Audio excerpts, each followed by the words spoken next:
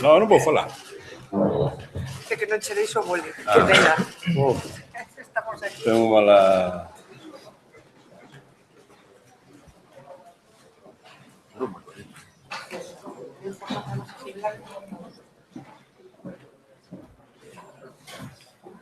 Muy bien.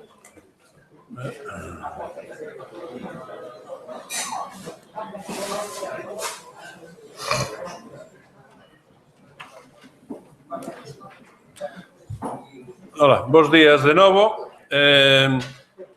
No curso destas xornadas imos a facer a presentación, como estaba anunciado, desta fotobiografía de Ramón Piñeiro, A vontade da intelixencia, que preparou a Fundación Penzol e a Editorial Galaxia, pero que conta con a participación, patrocinio, como se lle queira chamar, de algunhas institucións aquí presentes, e, por tanto, vamos facer unha breve presentación do que é a participación institucional e, na segunda parte, o responsable da fotografía, que é o profesor Enrique Monteagudo, nos explicará en que consiste este propio libro, ¿no? Como representante das institucións, a Fundación Penzol, a Secretaría de Política Lingüística, o Parlamento de Galicia e o mesmo como do Consello da Cultura, temos agora esta primeira fase e despois, como digo, a segunda. De modo que, en primeiro lugar, vai falar Francisco Domínguez, que é o director da Fundación Penzol. Ben, bos días, amigas e amigos de Ramón Piñeiro. Estamos nun ano abondoso de conmemoracións centenarias de galegos e de persoeiros ilustres como Xosé María Álvarez Blázquez ou Xaime Isla, o Padre Seixas. E tamén Ramón Piñeiro, unha das persoas máis significativas no compromiso por Galicia da nosa historia recente.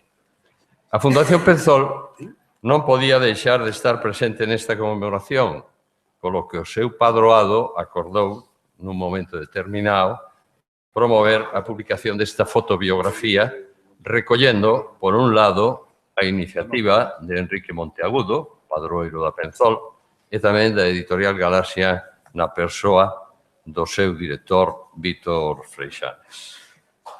Unha edición homenaxe destas características non podía estar respaldada únicamente por estas dúas institucións, Galaxia e Penzol, das que Piñeiro foi fundador e motor.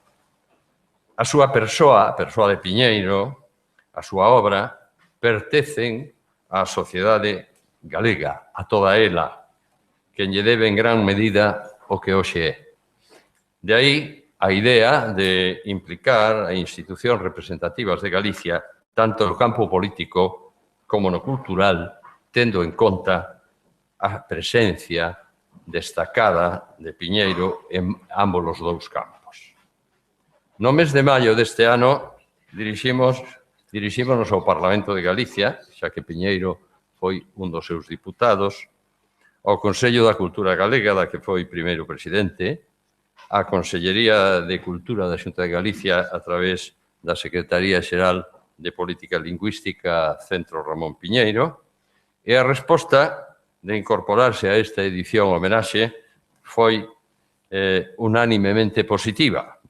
E gracias a esta decidida colaboración, hoxe é posible que teñamos nas nosas mans esta magnífica publicación que trata de aportar o seu grau de area na contribución ao recoñecimento dunha persoa que entregou toda a súa vida a facer país, traballando pola cultura e polos nosos valores de pobo diferenciado. Non dubidamos de que esta confluencia sería do agrado de Piñeiro, polo que simboliza de cooperación para unha obra en común, cooperación da que tan precisados andamos para potenciar os nosos esforzos. Como é coñecido, a Fundación Penzol leva ese nome polo seu fundador, Fermín Fernández Penzol Lavandera. A amizade íntima de Penzol con Ramón Piñeiro, asentada na Irmandade do Compromiso por Galicia, propiciou a reflexión de Penzol sobre que facer co seu arquivo biblioteca que atesouraba documentos e libros de gran interese referentes a Galicia. Piñeiro guiou con acerto esa decisión e dela surde a doazón á Editorial Galaxia en 1956 dese material importante, relevante material da nosa memoria histórica para poñelo ao servicio do noso país. Mais adiante, as xentes de Galaxia deciden facer unha fundación que se constituye ante notario o 7 de abril de 1963 na que se recolle o obxectivo do noso servizo a Galicia expresado textualmente como degoiro de que estes fondos podan servir de axuda coa meirande eficacia a cantos queiran consagrarse ao estudo e á investigación da historia e dos problemas da realidade cultural e social galega. Somos, pois, resultado tamén do extraordinario labor de Ramón Piñeiro a prol de Galicia. Hoxe, custodiamos con orgullo, por decisión da súa familia, os fondos documentais seus que conteñen a correspondencia con máis de 1.200 cartas das que é remitente e máis de 5.000 como destinatario.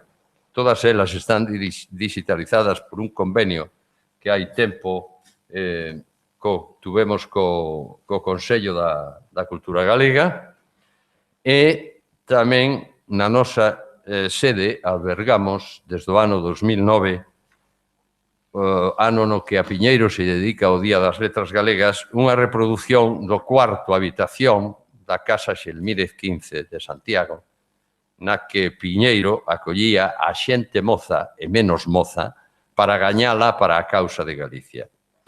Este gabinete de Ramón Piñeiro ensinámolo a todas as visitas e aos estudantes dos centros escolares que se achegan a coñecernos, contándolles o seu labor constante e esperanzado na construción de un país máis dono de sí.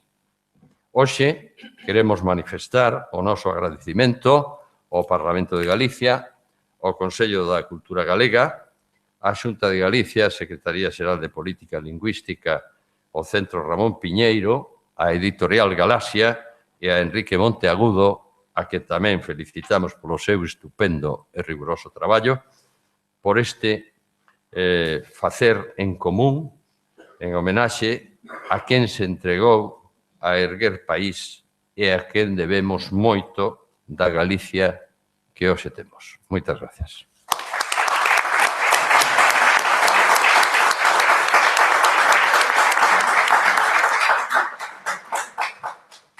Gracias. Agora vai ter a palabra Valentín García, secretario xeral de Política Lingüística da Xunta de Galicia. Moitas grazas, presidente do Consello da Cultura, presidente do Parlamento, director da Fundación Penzol, viceconsejeros de Política Lingüística de Euskadi e de Navarra, máis persoas que nos acompañan. Política Lingüística veu con moito agrado a publicación desta fotobiografía, en primeiro lugar, pola personalidade e polo que Ramón Piñeiro supón para a nosa lingua, ainda que unha persoa tan polifacética como el, debémoslle moitas máis cousas que as súas achegas á lingua galega. Pero Política Lingüística ten un centro de investigacións en humanidades que leva o nome deste eminente galeguista, un centro do que nos sentimos sumamente orgullosos e nos que se realiza diariamente un gran traballo non só na investigación da lingua, sino todos aqueles eixes de transversalidade que a nosa lingua ten e que polo menos, e que polo tanto, digo, Ramón Piñeiro impregna de alguna forma a súa ideoloxía, o seu quefacer diario, o seu labor desenvolvido durante toda unha vida, digo, impregna o labor dos nosos investigadores e investigadoras neste centro.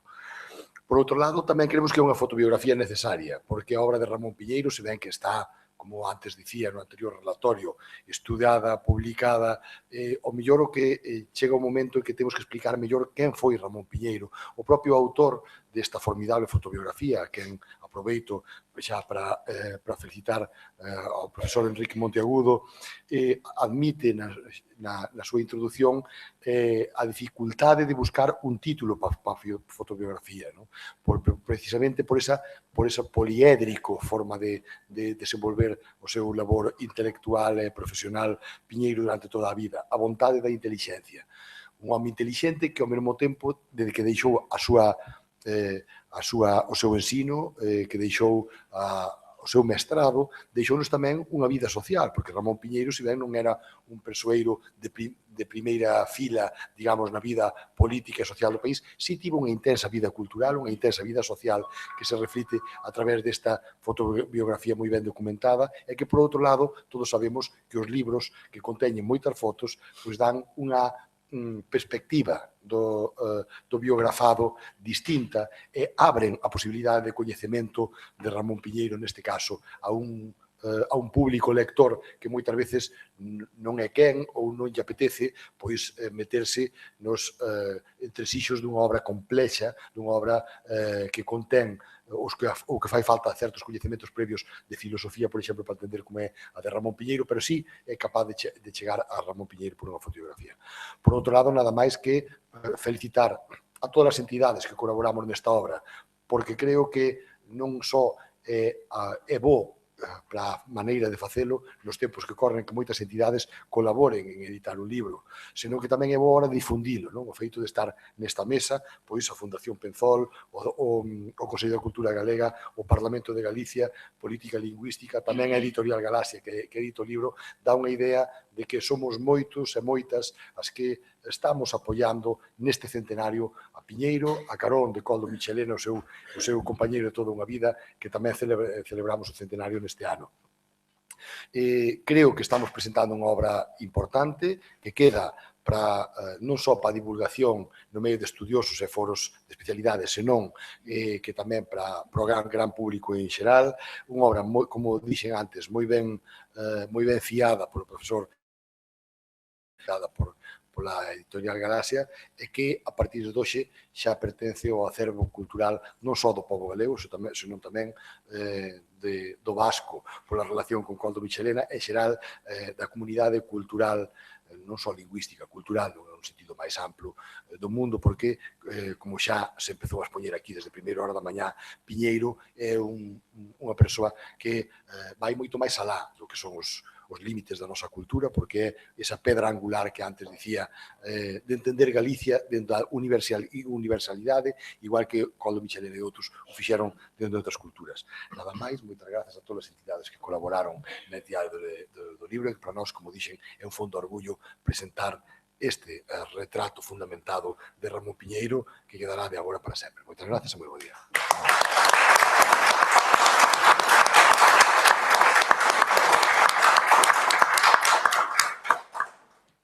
Pois, antes de pasar a palabra ao presidente do Parlamento, que con súas palabras cerrará esta fase do acto, non podo deixar de decir que para o Consello da Cultura tamén non é só unha obriga, sino un honor poder partillar con estas institucións este proxecto.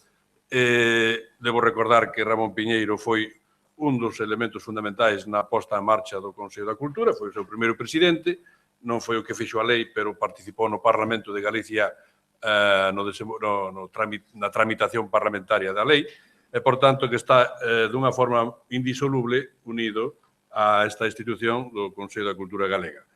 Que se faiga unha fotobiografía non significa que se coñeza toda a súa obra, pero significa que pode divulgarse e pode proxectarse a súa figura dun modo moito máis eficaz que o mellor a través de edición de algúns dos seus textos ou dos seus libros que tamén a Editorial Galaxia e outras institucións, o Centro Ramón Piñeiro, efectúan, e o Consello, por veces, efectúan da obra de Ramón Piñeiro. De modo que eu só debo, digamos que, facer miñas as palabras tanto de Francisco Domínguez como de Valentín García. Estamos unidos por Piñeiro neste obxectivo común e para o Consello pois tamén é unha oportunidade, unha obriga e un honor formar parte deste proxecto institucionalmente compartido. Sin máis, querida Presidenta, tes a palabra.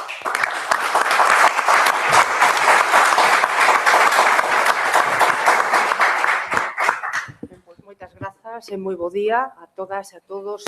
Presidente do Consello da Cultura, Secretario Xeral de Política Lingüística, Director da Fundación Penzol, Viceconsejeros de Euskadi e de Navarra, amigas e amigos, eu estou moi satisfeita de poder estar aquí hoxe nesta presentación e eu diría e comenzaría con decir que coñecer personalmente a don Ramón Piñeiro foi, estou convencida, un privilexio para os que tiveron esa sorte. Coñecer o seu pensamento, o seu labor, o seu traballo arreo, teimudo, silandeiro, ético, con Galicia como único obxectivo ata o fin da súa vida é unha briga que todos nos temos. Converter a Ramón Piñeiro nun referente de país é un deber, pois entendendo o que pensaba e o que falaba, vendo a súa bonomía, saberemos por onde temos que seguir camiñando cara ao futuro. Alguén dicía que a Galicia a inventou Piñeiro. En esa exagerada afirmación, posible exagerada información, podemos encaixar o proxecto de país que para esta terra tiña o intelectual ao que hoxe rendemos tributo moi sinceramente. O proxecto de galeguizar Galicia, de xuntar no amor a ela diversos proxectos, diferentes ideoloxías. Galicia non é de ninguén, dicía, é de todos e todos formamos parte dela. Nós somos galegos antes e por embaixo de todas as ideas filosóficas, políticas, religiosas ou estéticas que nos poidan diferenciar. Esas palabras ten que servirnos de faro que ilumine o noso camiño aos que hoxe estamos na política, na cultura, a cantos, en suma, integramos a sociedade galega. Ramón Piñeiro foi un activo parlamentario na primeira legislatura da Cámara Galega, é dicir, entre decembro de 1981 e outubro de 1985, e el participou, como todos vostedes saben, na Lei de Normalización Lingüística. Formaba parte do grupo dos denominados galeguistas independentes que entraron na Cámara Galega naquel tempo, como xunto a Carlos Casares, Alfredo Conde, o que beso por alí, Benxamín Casal. Ramón Piñeiro apoiou co seu voto a elección de Gerardo Fernández Albor como presidente da Xunta, un feito que o propio Albor atribúe non tanto ao afecto persoal, senón á fonda responsabilidade histórica daqueles galeguistas. Eran moi conscientes, escribiu don Gerardo Fernández Albor décadas despois, de que a figura do autogoberno tiña que comenzar co meirán de respaldo, debía ser o máis forte posible dende o primeiro momento. Unha vez máis, os feitos acreditan que para Piñeiro, como para tantos outros, Galicia era o primeiro e as siglas algo secundario. O Parlamento foi a súa casa. A casa de Piñeiro na efémera sede primixenia do Pazo de Selmírez e, posteriormente, en Fonseca tamén, como foi tamén o Consello da Cultura Galega, do que foi, como xa recordou aquí Ramón Villares, o seu primeiro presidente, así como a Editorial Galaxia. Por iso, persoas vinculadas con todos estes ámbitos e tamén algúns dos que frecuentaron o seu magisterio arredor da mesa camilla da Rúa Selmírez, estamos hoxe aquí para render tributo a Ramón Piñeiro coincidindo co primeiro centenario do seu nacemento. tributo múltiple e merecido que toma forma nesta fotobiografía de Ramón Piñeiro que agora se presenta no marco das jornadas dedicadas a ensalzar as figuras tanto de Piñeiro como de Coldo Michelena que en vida cultivaron unha fraternal amizade. Deste libro, editado por Galaxia, quixera destacar especialmente que sexa un novo exemplo de colaboración entre institucións, xa que a obra xurde do patrocinio non só do Parlamento de Galicia, ao que hoxe represento aquí, senón o Consello da Cultura Galega e a Xunta de Galicia, e poñer en valor o excelente traballo, como é habitual en canto algo pasa polas súas mans, do coordinador da obra, o profesor Enrique Monteagudo. Como presidenta do Parlamento de Galicia, síntome de verdade moi honrada por poder participar neste acto e de facelo na compañía de todos vostedes arredor non da mesa camiña piñeirana, pero sí canda representantes das diversas institucións polas que el tanto loitou. Na Galicia que agromaba despois de noites escuras, moitas cousas foron feitas ou inspiradas por Piñeiro. Sigamos, pois, ese camiño lembrando sempre o seu pensamento e o seu exemplo. Moitas grazas.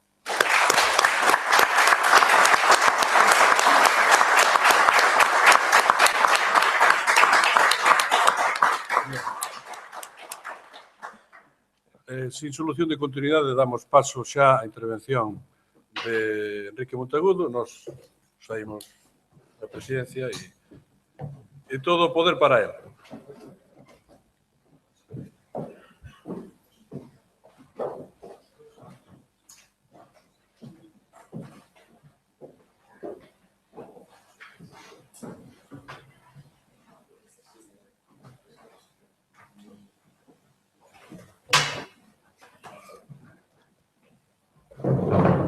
Pois, autoridades de Galicia, autoridades que veñen de Euskadi, familia de Piñeiro, Xulián e Chicha, amigos e amigas, moi bo día. Primeiro, claro, teño que agradecer as palabras de gabanza por esta obra que se acaban de pronunciar aquí. Tamén agradecer á Fundación Penzol e a Editorial Galaxia e as institucións que respaldan a edición desta obra que confiasen en min para levala ao termo. Teño que expresar de forma moi particular o meu agradecemento a Víctor Freixanes, que foi realmente quen puxo este traballo nas miñas mans, e ao persoal de Galaxia que colaborou moito nesto, Soutullo e a diseñadora Hayat, e o constante acompañamento que tiveron Xulián, Chicha e a familia de Piñeiro en toda a elaboración deste traballo. A facer a fotobiografía de Piñeiro, pois colocábame diante dun problema, bueno, dunha serie de problemas. Un deles é que normalmente estas obras de tipo divulgativo e de síntese son máis ben o resultado dun traballo previo, máis amplo, máis documentado. É dicir, para que haxa unha síntese de algo ten que haber antes eso desenvolvido. Non temos unha biografía de Piñeiro, temos unhas aproximacións moi útiles, basicamente debidas a Carlos Casares. Temos bastantes materiais, por exemplo, a correspondencias que ven publicando con regularidade o Centro Ramón Piñeiro, Galaxia, pero non temos unha biografía de Piñeiro. Eu non me atopaba con forza para facer unha biografía antes de facer a fotobiografía resumida. Entón, aquí tiña un pequeno problema.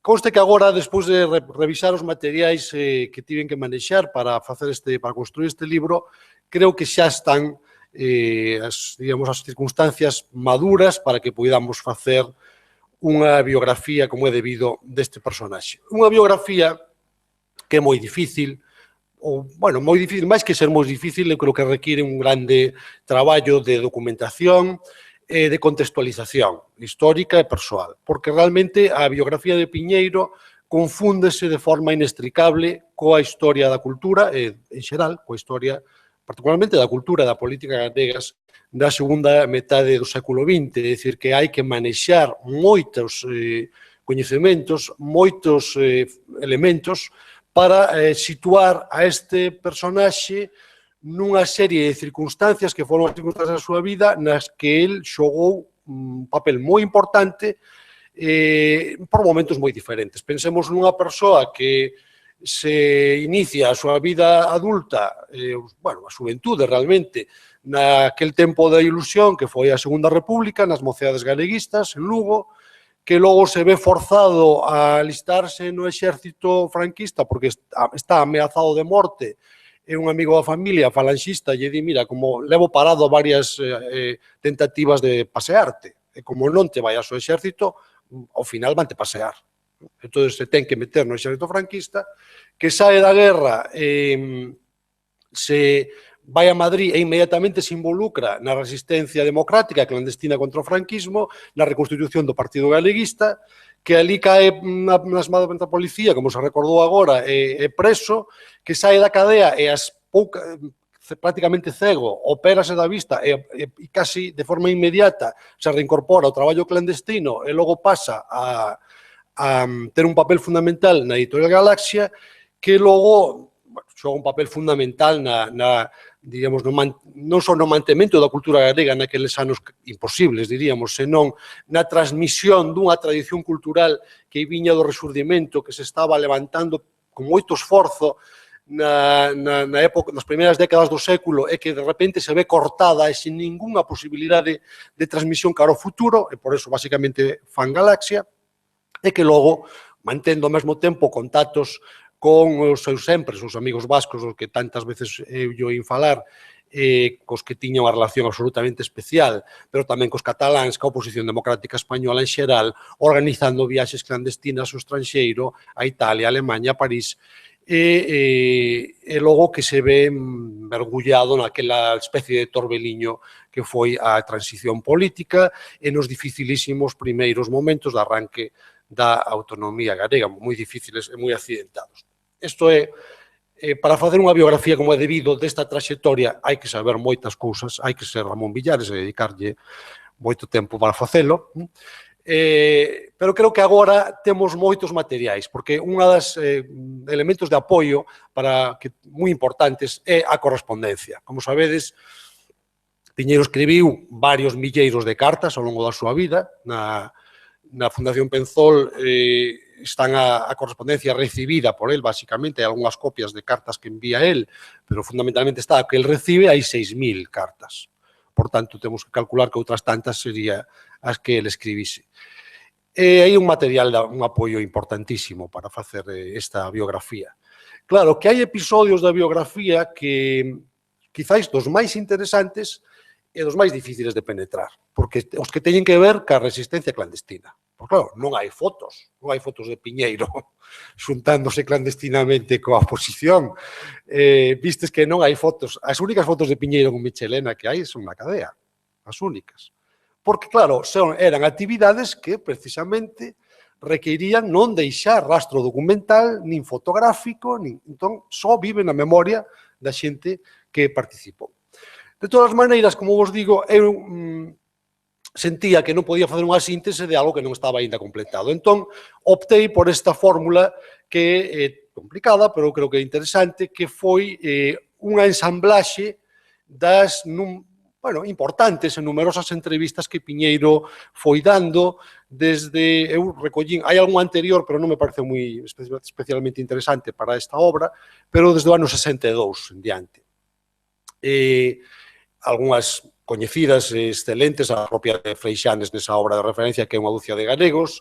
Hai unha moi boa que está aquí, Benxamín Vázquez, que se publicou na revista Outeiro, no ano 80 e pico. Hai unha de Costa Clavel moi boa nun libro do ano 76. Hai unha interesantísima e completamente descoñecida en Galicia que deu a revista Muga Vasca no ano 82, revista que dirixía Michelena, en a que Piñeiro, quizáis porque está falando un pouco para fora, está menos cauteloso do que era habitual, le dic moitas cousas, que vededes no texto cousas moi interesantes que di aí nesa entrevista. Entón, eu procurei ensamblar, dentro do posible, tecer un relato que é sempre Piñeiro que fala, ele é o que fala, e o único que fuxen foi apoios para contextualizar históricamente, biográficamente, algunhas cousas que di. Que ten de boa esta fórmula? Pois que é Piñeiro que fala. O precedente está claro, é Na miña cordanza, non? O libro que editou Carlos Casares. Pero Na miña cordanza, a voz de Piñeiro case acaba nos anos 50. E aquí é todo o tempo o que fala Piñeiro. Que ten de problema? Pois que non é fácil construir un relato coherente, porque, entre outras cousas, os entrevistadores lle preguntaban por unhas cousas ou por outras desde distintos puntos de vista. Está claro, cando un lee toda esta panoplia de entrevistas, que hai temas da vida de Piñeiro que atraeran moitísimo a interese dos xornalistas. O profesor Villares antes nos dixo esta especie de casi fetichismo, non, do papel de Piñeiro na transición. Sempre preguntándolle por iso, sempre preguntándolle polo Partido Galeguista, que pasara co Partido Galeguista, sempre que a transición. Hai outra, sorprendentemente, preguntouselle moi pouco polo seu traballo en Galaxia, por exemplo, que non é do menor que el fixo, non? Entón, pois claro, inevitablemente hai cousas que quedan un pouquiño máis insistentes, outras un pouco máis na sombra. Eu procurei compensar isto cos meus apoios, dos meus textos, pero tamén quero, logo, evidentemente, como unha fotobiografía, isto hai que ensamblar un texto e hai un texto visual das fotografías. Aquí foi fundamental o arquivo da Penzol, o arquivo de Galaxia e, sobre todo, o apoio da familia. E contamos tamén para a parte gráfica e visual, introducimos unha parte, digamos, artística. Hai debuxos e o cadro moi coñecido de Maside, precioso. Hai a caricatura que fixo Luis Seoane en figuracións. Contamos coa colaboración moi especial de Ciro López. Ensinaba agora a él, que non vira o libro, vede, por exemplo, como remata o traxecto biográfico. Se tendes aí o libro, a preciosa caricatura que el fai no día posterior ao pasamento de Piñeiro, que está saindo el coa súa discreción de sempre da mesa camilla. Eu todas estas fontes procurei, como teño este prurito un pouco académico, procurei que quedase claro para o lector que lle interesa, hai moitos lectores que non lles preocupa isto, de onde procede cada un dos textos que figura aquí. Entón, podedes ver ao final, na biografía, está unha indicación páxina por páxina de onde saen eses textos, de que entrevistas en concreto saen eses textos. A veces está claro no texto, porque se pon o entrevistador, pero para non repetir moitas veces o nome do entrevistador, ao final hai esa remisión final onde podedes localizar se alguén ten interese.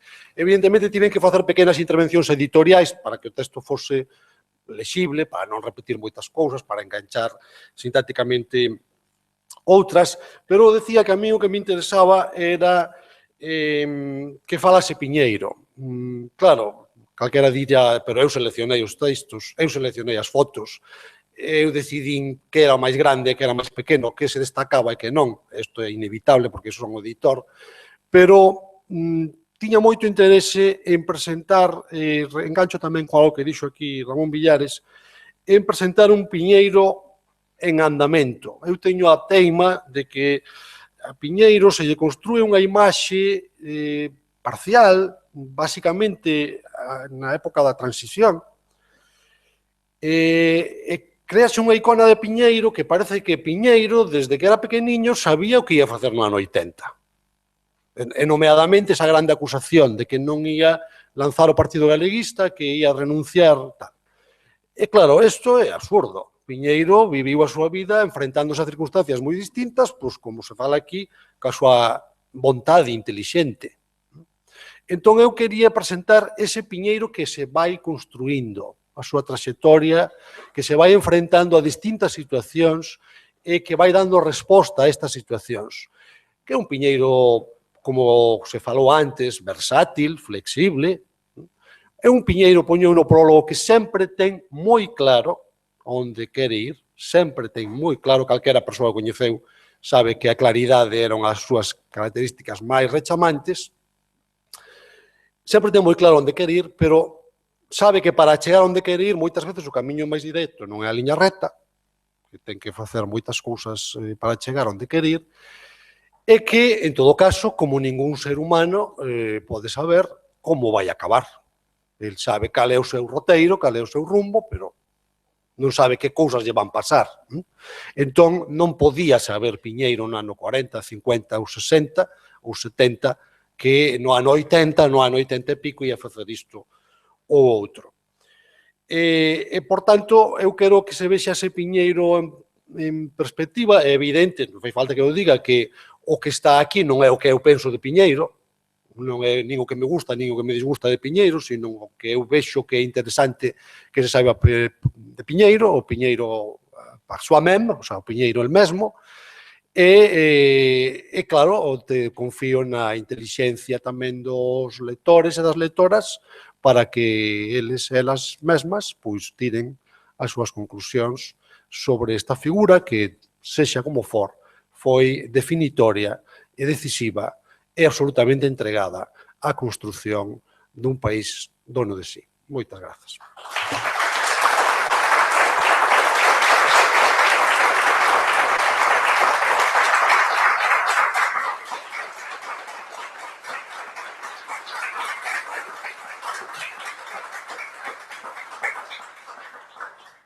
Creo que non hai.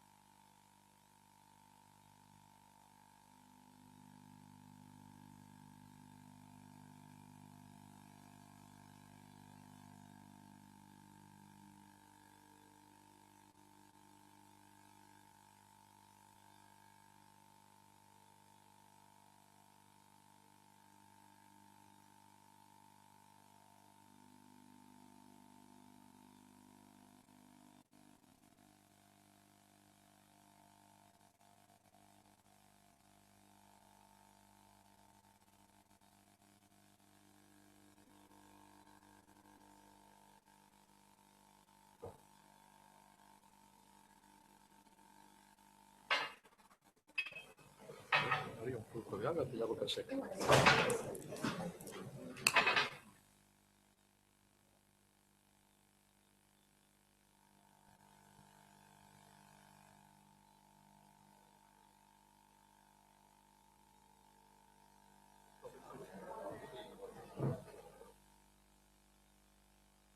A todas e a todos.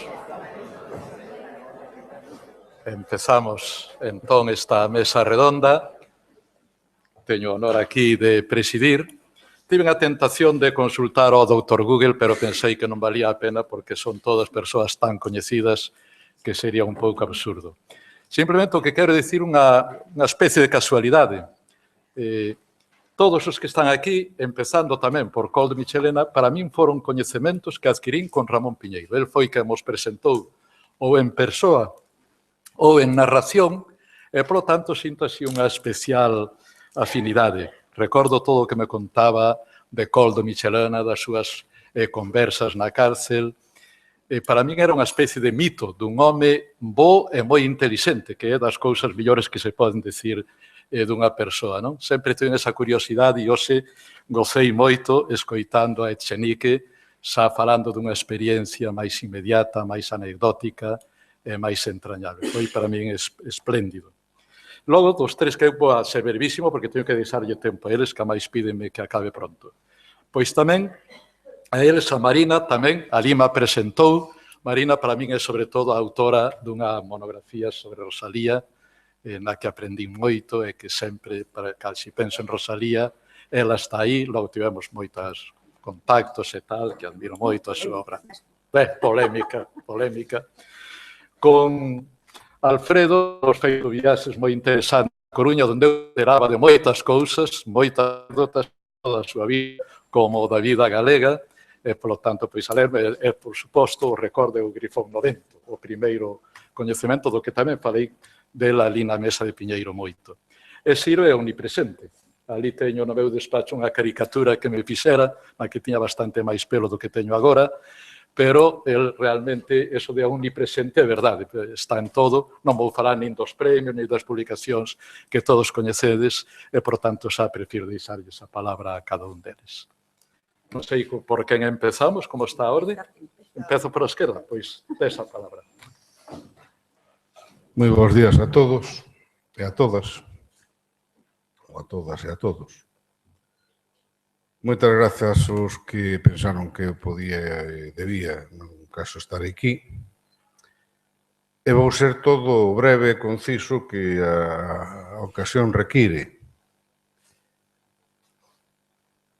E coido que o que se trata é de facer unha evocación persoal de Ramón Piñeiro. Non creo que se deba, no meu caso, polo menos, nin que eu sea quen de afondar así moito máis. Eu conocín a Ramón no ano 65 ou 66, non o recordo exactamente.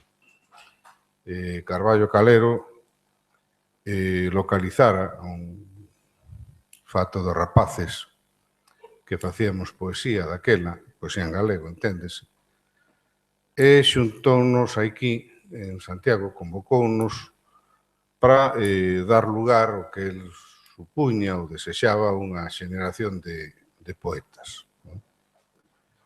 Estaba Emilio de Gregorio, ia decir Gregorio Fernández, Emilio de Gregorio, estaba Manolo Pombo, estaba eu, e lamento non recordar neste momento os nomes dos outros 2 ou 3 rapaces que formamos aquela que non coallou como unha xeneración de nada. O único que publicou poemas daquela fun eu. Carballo foi quen seleccionou os poemas. Carballo, concretamente os meus, foi el quen escolmou o libro que sería no ano 68 e xuntámonos con el arredor de quen sería logo a miña primeira muller, a nai das miñas fillas maiores, que foi a que inmediatamente me levou a casa de Piñeiro, urxida por un pontevedrés que daquela miraba debaixo da cama polas noites e dentro dos armarios a ver se tiña algún comunista emboscado. E tiña a preocupación de que eu fora captado polas hordas roxas. E, efectivamente, fun a Piñeiro, levado por Margariña Valderrama, que daquela se chamaba Mari Carmen Valderrama, e entrei no ámbito da mesa camilla.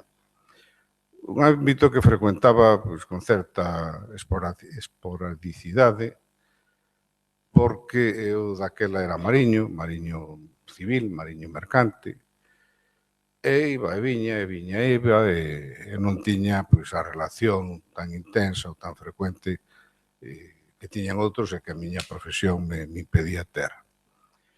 Despois, no ano 67, tuve unha agarrada con el.